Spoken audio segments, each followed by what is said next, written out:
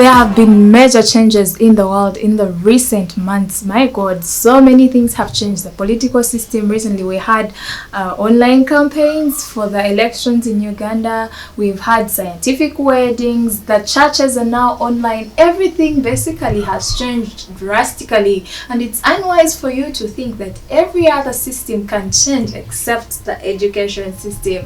Right now, as I make this video, there are online classes going on in the background. There are kids scattered everywhere in the house, each having a class from their respective schools, and has been a whole new experience from my nephews and nieces. Hi beautiful people, welcome back to the channel. Thank you so much for always being here with me. Thank you for liking, for subscribing.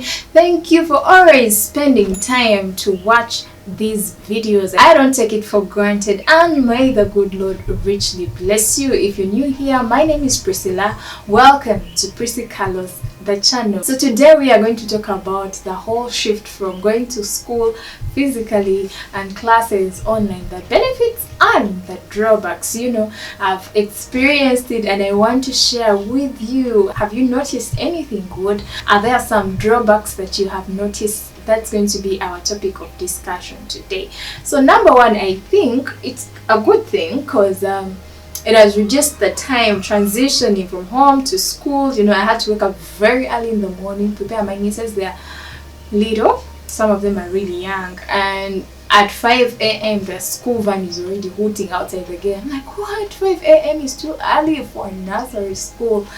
Child, even primary school, I think that's too early, though I know that there are good habits in waking up early and all that, but I noticed that if they are going to pick them at 5 a.m. they have to wake up way before, and then when you're preparing them for school, they are dozing, and they go to school, they come back really tired, and then they have to do homework. It's all hectic for a young brain, really.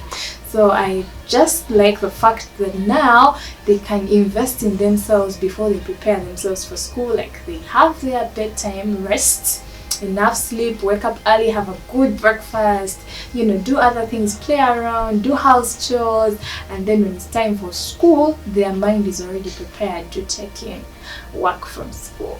So before, when we were going to school, our parents sent us to school and they would never really know what the teachers would teach us. So it was all left for the teachers. They handed us, especially if you went to boarding school. Our parents really only helped when it was homework, but that was just basic. So they didn't know everything that happened in the classroom. They didn't know the classroom settings, how the teachers talk to us. But now, parents have an opportunity to join in the education. Like, you can literally sit and see how the teacher is interacting with the student. You're getting to know what they are teaching your child, and also it helps you to concentrate on the subjects that get your child's attention the most. That way you can choose what works for them best and put all your energy on that, other than them floating in a lot of information, all the subjects, and you can't even notice which ones they are good at. So it's easy to identify that this child actually likes the science subjects more, or they love the arts, or they love literature, you know, things like that. And I think that is a plus. And then also I love that our kids are getting exposed to all the technology at a very young age. I know that the first time I walked into a computer lab was in primary 5, I think. Yes, primary 5. Now I have nieces and nephews who are even younger than that, but they are having online classes, and that's a beautiful thing. They are getting exposed to all this technology. They know how to log in by themselves, because the world is moving so fast, and we all know that the future is in tech. So for them to be in the right position to use all these things, all these gadgets when they are still young, is going to give them an advantage in the future in the learning curve. And then it has been really cost effective, because I don't have to drop kids at school, and also they are not wearing uniforms. I'm not buying any of that. I'm not buying a school bag. I'm not buying all the things that we used to buy before, school trips, all those things. Those costs are in the pocket, and I know that we are spending money on data and all those things, but trust me, compared to the termly school fees that we used to pay, now data is much cheaper.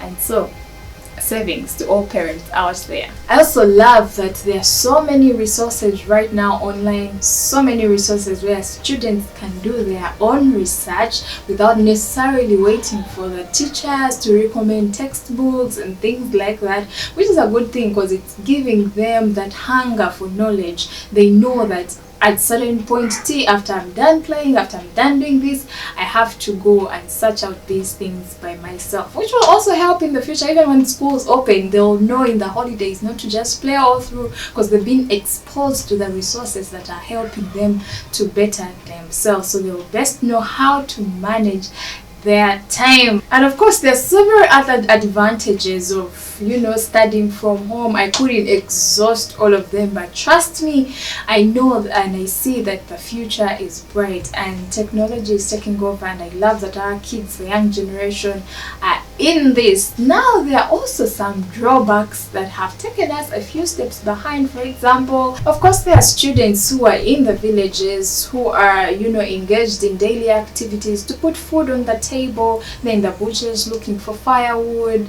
and it's the biggest population here in Uganda. They are in the outcasts there, like they don't have electricity, they don't have mobile phones, smartphones, talk of a laptop, and so they are being left behind. This whole change has led to so many pregnancies and things like that, and that's why I call out to everybody out there: use the little that you have and share with somebody that cannot afford it. If you're watching this video right now, let God press it upon your heart to reach out to somebody who might need help, so no student is left out in the learning process. Another thing is that there are so many distractions at home, in the home environment. Like, it's not a conducive learning environment, not like the classroom setting, because the teacher is just the other side of the camera and then you are on this side of the world, so you're basically not afraid to do whatever you want. Students can walk out anytime they feel like.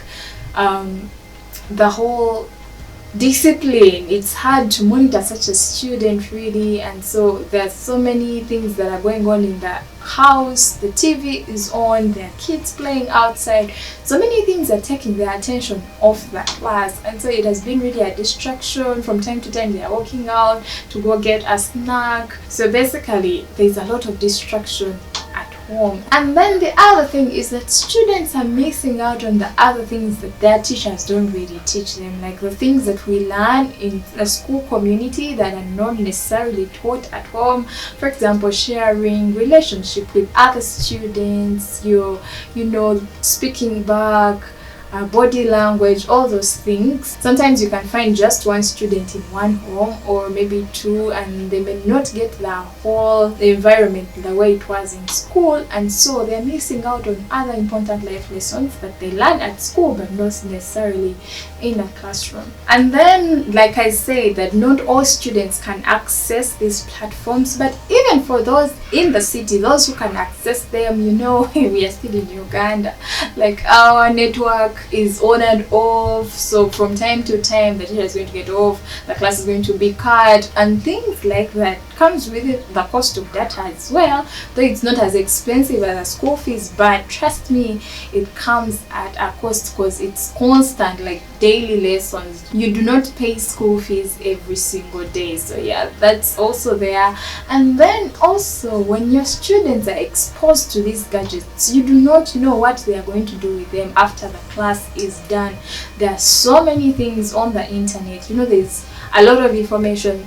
The internet is a sea of almost everything. There is garbage, there is important information, there are things that build you, there are things that destroy you. I've made a video before on how to learn from the internet. I'm going to leave it for you, links in the description below, to show you how you can choose out important information and leave out the junk around in the sea of information. So because I know that the internet has so much going on, in my next video I'm going to share with you a list of e-learning platforms, and these are going to cover both the primary, the secondary and the tertiary institutions that are best fit for the Ugandan education system for your student, you the student, the parent and everybody else that needs to take advantage of these to cope up with learning from home. So watch out for that particular video. It's going to be right after this very one. And tell me also, what has been the experience of students learning from home? Is it chaotic? Are they making a lot of noise? How are you distributing each other around the house? Are you doing it the way we're doing it in my own house? Because every student has their own corner. What have been the drawbacks? What do you think the benefits are? I'd love to know all the gist in the comment section. Please let me know. And if you're learning a thing or two from these kinds of content, please remember to like the video and also subscribe to the channel. Turn on your notification bell so you're just in time for the next time I release a new video. I love you so much. Stay blessed, and I'll definitely see you in my next video. Bye bye.